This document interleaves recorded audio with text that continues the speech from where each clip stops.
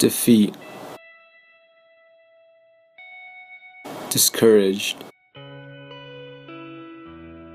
broken. There are some points in our lives when we feel as though nothing is going our way, whether it be our careers, our love lives, or our goals. Even with all the effort we put into it, we feel as though we have failed. Our minds begin to wonder if we should even try anymore, and if it's still worth it. But to answer that, we need to ask ourselves, how much does this particular goal mean to me? Ever since I was a kid, I wanted to learn how to play the piano. Imagining myself playing the piano as skillfully as the famous Beethoven delighted me. But whenever I tried to learn how to play, I became discouraged because I had no idea where to start. The problem that prevented me from pursuing the piano diligently was that the concepts and skills involved in playing the piano were too hard. However, the idea of me being able to play the piano stuck to me. Every time I saw a piano, I would hop on the stool and give it a go to see if anything changed. I noticed I naturally understood the piano better the more I matured. I didn't get drastically better suddenly. No, it was just small improvements here and there.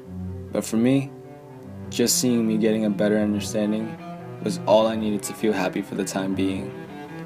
It wasn't until July of my freshman year at Penn State that I finally said, I'm done kidding around. I'm doing this.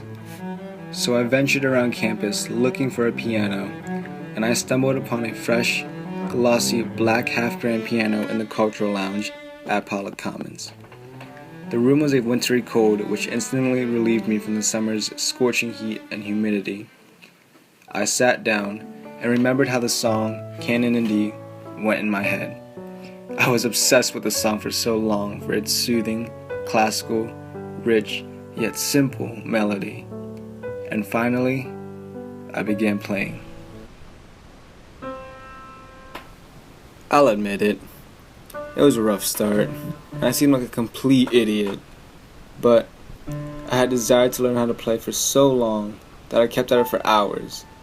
And slowly, I improved, little by little.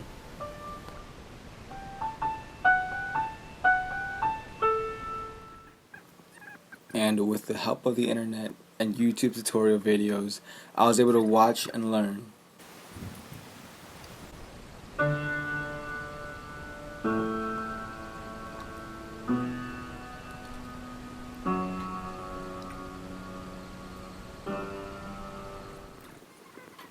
I tried learning how to read notes, but it just took way too long, and it was dampening my joy of playing. So I ditched the sheet music and jumped straight into it using nothing but my ears and a whole lot of practice.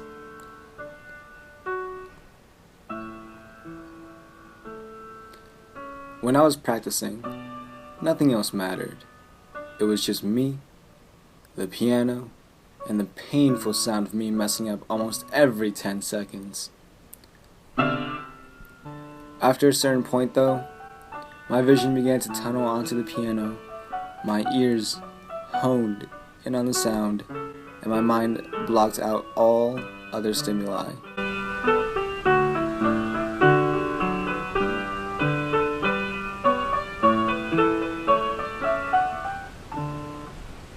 Although mastering the song took course over the span of weeks, whenever I played, I felt like I jumped back to where I last left off without ever skipping a beat.